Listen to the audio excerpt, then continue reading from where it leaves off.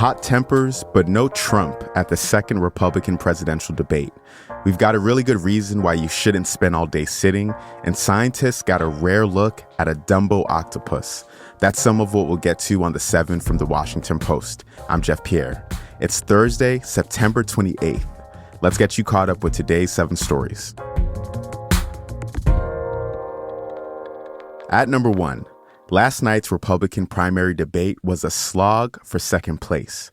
The presidential hopefuls attacked each other and President Biden in California.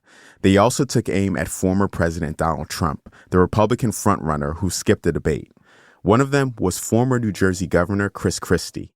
And I want to look at that camera right now and tell you, Donald, I know you're watching. You can't help yourself. I know you're watching, okay? And you're not here tonight, not because of polls and not because of your indictments. You're not here tonight because you're afraid of being on the stage and defending your record. You're ducking these things. And let me tell you what's going to happen. You keep doing that, no one up here is going to call you Donald Trump anymore. We're going to call you Donald Duck. The candidates disagreed on Ukraine, blamed Biden for the UAW strike, and said it would be both parties' fault if there's a government shutdown. And at times, the debate became more of a shouting match. Here's former South Carolina Governor Nikki Haley talking to Vivek Ramaswamy. I honestly, every time I hear you, I feel a little bit dumber for what you say. You went and you were in business with the Chinese that gave Hunter Biden $5 million. We can't trust you. We can't trust you. The candidates wanted to present themselves as the best alternative to Trump, who's currently ahead in the polls by an average of 40 points. At number 2, the U.S. government is getting ready for a shutdown. The Biden administration plans to warn federal workers as soon as today that a shutdown appears to be imminent. The shutdown will begin Sunday at 12:01 a.m. unless Congress manages to find a deal to extend the deadline, but that's not looking likely. If the government shuts down, millions of employees and military personnel may stop receiving paychecks. Museums and passport offices could close, and federal housing, food, and health aid may be disrupted. But some House Republicans are focused on something else happening in Congress today. They're holding a hearing as part of an inquiry into whether to impeach Biden, but they haven't provided any evidence that the president has committed a crime. North Korea expelled a U.S. soldier who ran across its border. That is our third story this morning. You might remember this story from July. Private Second Class Travis King had been punished for misconduct while serving in South Korea. He was due to be sent home to the U.S. when he fled into North Korea. The country said yesterday that it had decided to expel King after determining that he entered illegally. U.S. officials said he's now in American custody. It brings an end to a high-stakes detention that the Biden administration had feared could drag on for months or even years. Our fourth story today is about the Republic of Nagorno-Karabakh. The self-declared state has surrendered to Azerbaijan. Nagorno-Karabakh is a disputed territory on the border of Armenia and Azerbaijan. These are two former Soviet republics in northwestern Asia.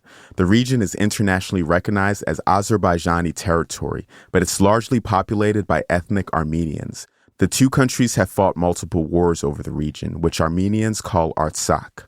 But after a swift and brutal military takeover by Azerbaijan's forces last week, the region's president said today it would dissolve its government and military. More than 66,000 ethnic Armenians have fled since the takeover, and Armenian leaders have raised fears of a genocide.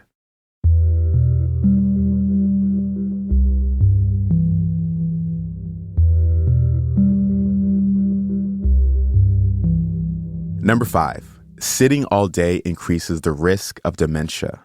A new study of nearly 50,000 people 60 years old or over had some stark findings.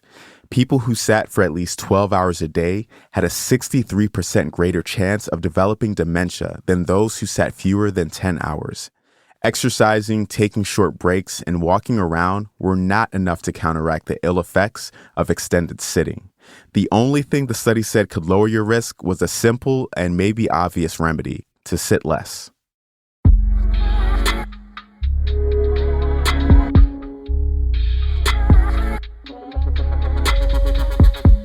Number 6 blew my mind yesterday. The Portland Trail Blazers traded Damian Lillard to the Milwaukee Bucks. Lillard, the 7-time All-Star guard, will now team up with the 2-time MVP, Giannis Antetokounmpo. The Bucks won the NBA championship in 2021, and they made this move to help them chase another one.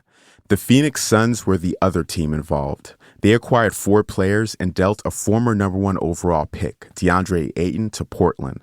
The Blazers also got Drew Holiday from the Bucks in draft picks. If you want to know how Dame feels about the trade, he dropped a new song called Farewell.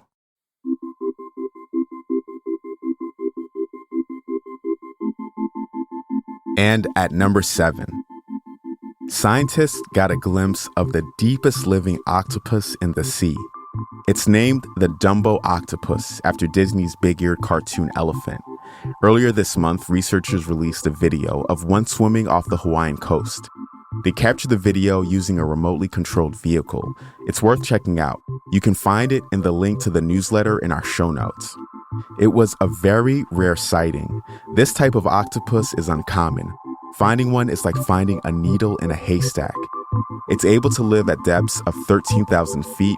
Its habitat is massive and it's very hard to reach, at least for humans.